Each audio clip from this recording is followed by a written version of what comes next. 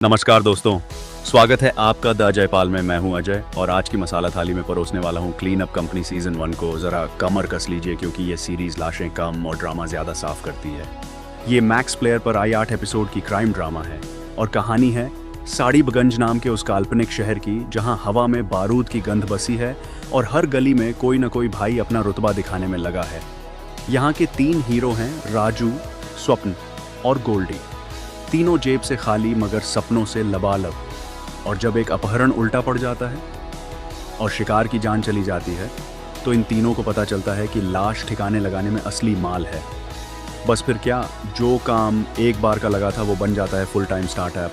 And भाई साहब, जिस स्पीड से इनका बिजनेस बढ़ता है उससे तो लगता है शार्क टैंक वाले भी इनसे इन्वेस्टमेंट मांगने आ जाएं। अब बात करते हैं असली मसाले की, यानी किरदारों की।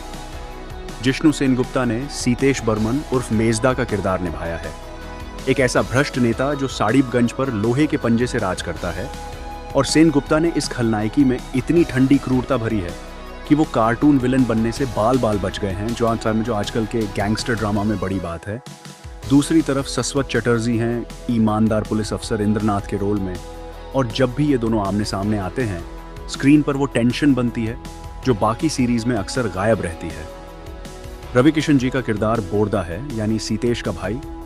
और उनकी एंट्री कुछ ऐसी है जैसे साड़ीबगंज के अतीत का भूत लौट आया हो। वॉइस ओवर और कैमियो के तड़के के साथ शायद मेकर्स को पहले से फ्रेंचाइजी के सपने आने लगे हैं।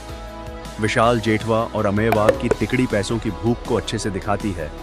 मगर एक शिकायत है, जब भी ये लड़के गैंगस्टर वाली बोली बोलते हैं तो लगता है जैसे मिर्जापुर का हैंगओवर अभी उतरा ही नहीं है।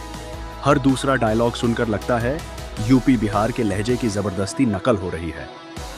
तुहिना दास वाली लैला का किरदार सबसे दिलचस्प निकला, जो बाकी भीड़ में अलग ही चमकती है। अब मसाला परोसने के साथ साथ थोड़ी कड़वी सच्चाई भी बताता चलूं, क्योंकि रिव्यू में सिर्फ तारीफ की चाशनी डालना अजय का स्टाइल नहीं है। इस सीरीज में घोर इतनी ज्यादा और इतनी बेतुकी है कि कई बार लगता है डायरेक्टर साहब खून का हिसाब बजट से नहीं बल्कि लीटर से रख रहे थे। ऊपर से सब प्लॉट्स की भरमार ऐसी है कि आधी सीरीज आप सेकंड स्क्रीन पर फोन चलाते हुए देख सकते हैं। बस गोली की आवाज सुनकर पलट लीजिए और फिर अचानक एक ट्विस्ट आ जाता है जो आपको ये एहसास दिलाता है कि ध्यान न देने की गलती हो गई।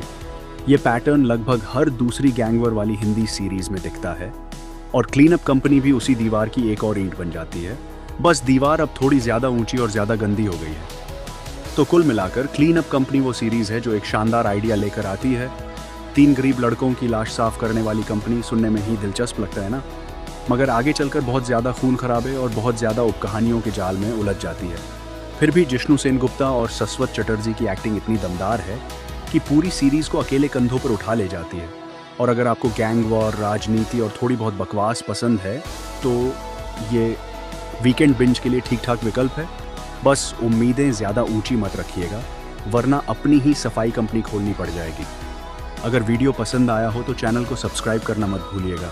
मिलते हैं अगली वीडियो में, तब तक के लिए जय हिंद।